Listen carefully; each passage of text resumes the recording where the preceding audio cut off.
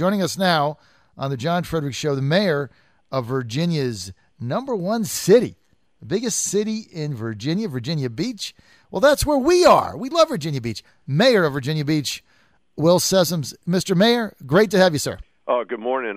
I'm happy to be here. Now, there's a lot going on. It's not easy when you're the mayor of the biggest city in Virginia, right? I mean, you get a lot of arrows being shot, Mayor, one way or the other. Let's get to what you've become known for: good, bad, or ugly, light rail in Virginia. What say you? Well, to me, the people spoke. We had an election a little over a year ago in November. We had just under 200,000 people vote, and 60% of those voters said that we should look to pursue bringing light rail to Virginia Beach. Mm-hmm. A number of years ago, there was another referendum with considerably less voters, and the referendum said that we shouldn't pursue it, and we didn't. So people have changed their minds over that time period, and I think it wasn't 51-49; it was 60% of a very large turnout. Our population of the city is just over 400,000 people, as you know, and so you think about close to 200,000 voters, 60% say let's pursue it. I think that's good direction that I should follow the will of the voters. Now, Mr. Mayor, what would your vision of light rail in Virginia Beach be? I mean, basically now it ends at Newtown Road. It dumps you in front of a 7-Eleven or whatever. I've never quite understood that. I'm not from the area. But what would be your vision, taking her from Newtown Road where to where to where? Right now, we have to have a short-term and a long-term vision of light rail because it is a big price tag. You take a bite of the elephant at a time. The reason it stops at Newtown Road is this project was fully done by the city of Norfolk. No other cities were involved with it, and that stops basically at the Norfolk city line. The Commonwealth of Virginia has already committed $155 million towards this project, which is half the cost.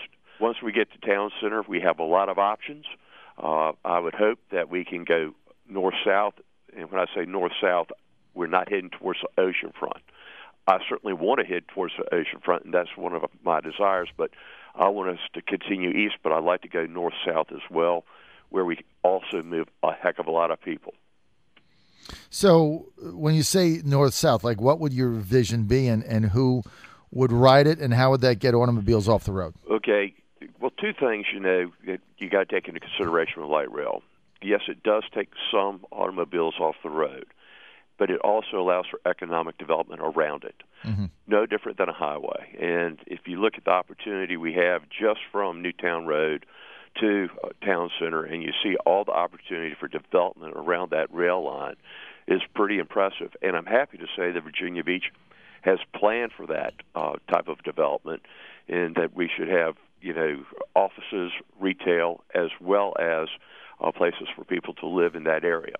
Now, when you ask me about north-south, just to give you an example, if we can go into Kempsville, and that would be heading north from, that'd be heading south from Town Center. Right. That would take you to a population of about 160,000 people.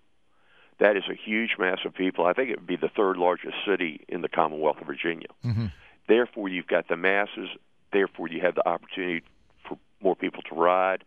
That would allow them to come to the financial hubs. I also would ask that we go north, and that would allow us to tie into Little Creek Naval Base, the airport.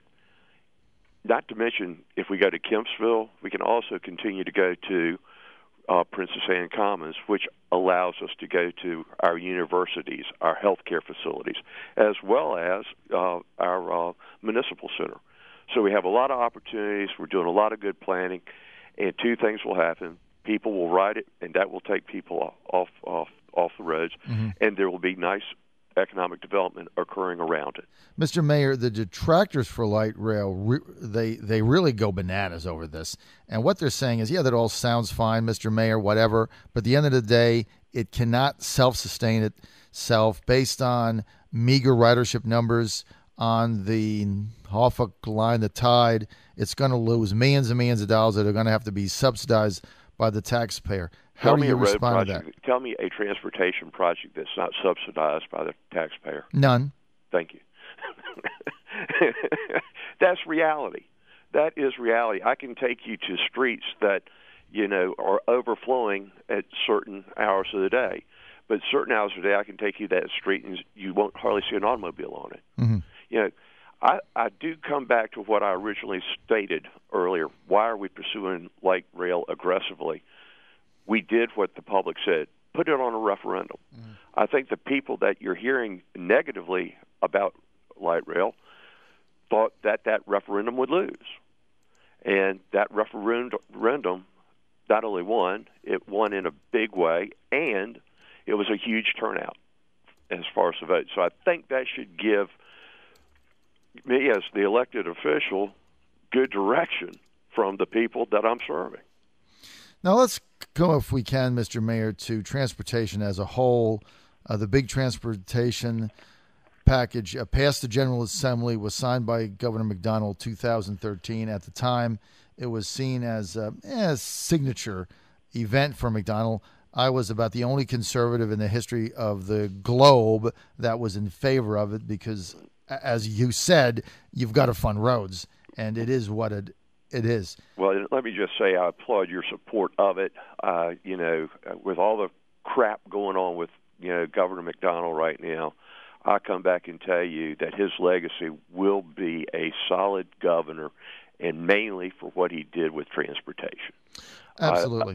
I mean, and we must also acknowledge not only the governor, but we had a lot of our friends that are conservatives in the General Assembly that stepped up to make sure it got done too. And right. It was a lot of teamwork, and this was something that was so desperately needed. I mean, you come and look at I refer to the toll road in Virginia Beach. It's Interstate 264 and 64, crumbling. The roads were crumbling, and it was a disgrace. It was and I scratched my head. How did we get to this position? Mm-hmm. And it's a shame that we got so far behind. But the bottom line is we're getting ready to. Not getting ready. We have a funding mechanism now that will allow us to build billions of dollars in transportation projects in Hampton Roads. Let's get to the arena. There's been a lot of talk for a long time about trying to get an arena in Virginia Beach.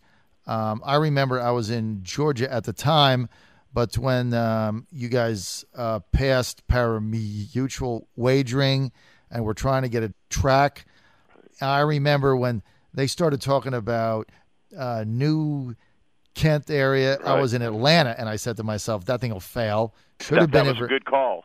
Should have been. I'm always right, okay? I'm always right. Yeah. Should have been in Virginia Beach. Yeah. If it was there, Mr. Jacobs would not be having the problems he's having. Well, if what happened there, and I remember so well, I was like a rookie council member back then, and don't forget, we had Churchill Downs as our partner. Virginia Beach had Churchill Downs as our partner.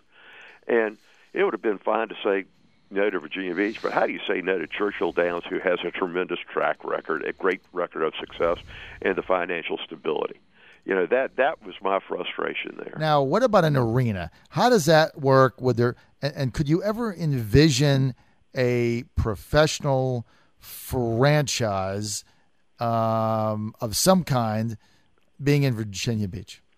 Well, I would sit back and say to you, the opportunity to build an arena in Virginia Beach is probably the best now that it has ever been. And probably if we don't move forward with this opportunity, I'd venture to say that you might not ever see an arena in the city or in the region for that matter.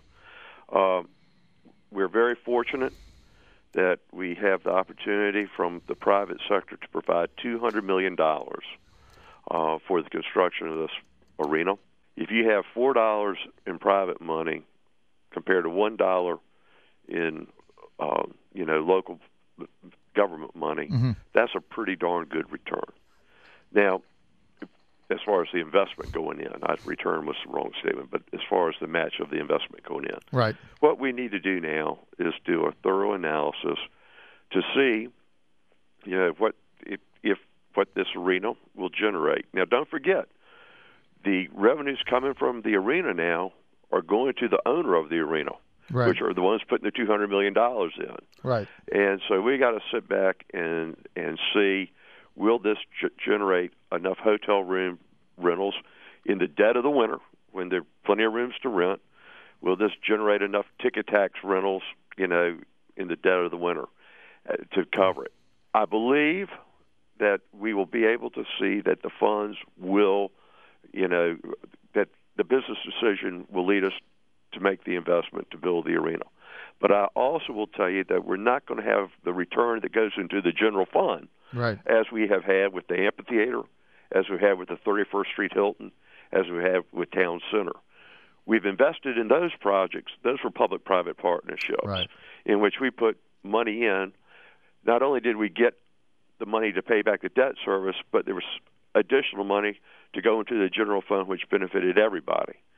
That, I don't know, will be the case in the arena, and I want to acknowledge it. But I don't think that it will cost the taxpayer anything at this point, though, for that money to go into the project. Well, look, what you're looking at now basically is a private venture, and those people that are putting the money up, those businessmen making the capital investment, they need their return. They got to get their return. I mean, that's the way the world works, and so no risk, no reward, but no risk. Mr. Mayor, let's turn to politics. Okay. You were skewered by Republicans when you came out and endorsed Terry McAuliffe over Ken Cuccinelli. They said they tossed you. Ken Longo said you've been tossed out of the Republican Party forever. Do you have buyer's remorse?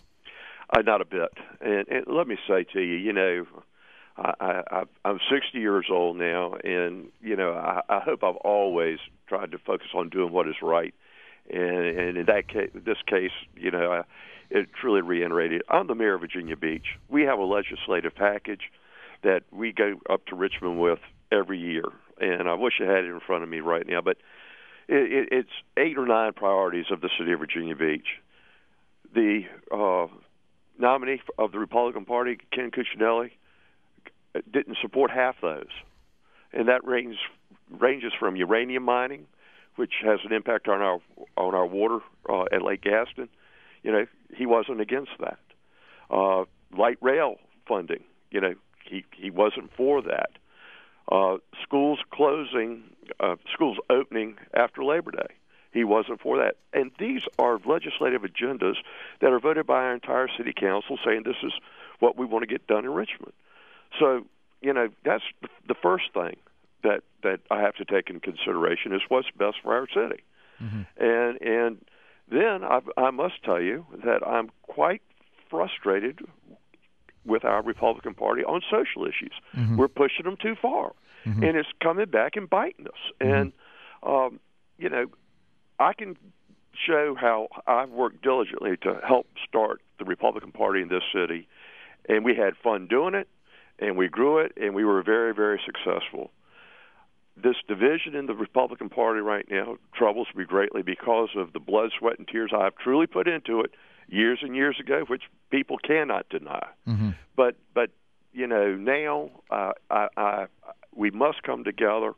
But at the same time, I cannot go out and support somebody that goes out and doesn't support what I, as the mayor, must represent based on what the city council action has been as far as the city's agenda. And he was just not there, and and McAuliffe was solidly behind just about everything the city had on that agenda. I do believe I'm a Republican, but if it means that I have to vote the Republican ticket 100% of the time, then I'm not a Republican. All right, that is going to be the final word. Mayor Will Sessoms of Virginia Beach. Mr. Mayor, we want to thank you for your time, for being with us today. We also want to thank you for your forthrightness and candor. I'm going to kill Kenny Longo when we get off the show and say, hey, why don't you call the mayor up? Maybe you can get him back in, right? Listen, I appreciate that. Listen, great talking to you. All right.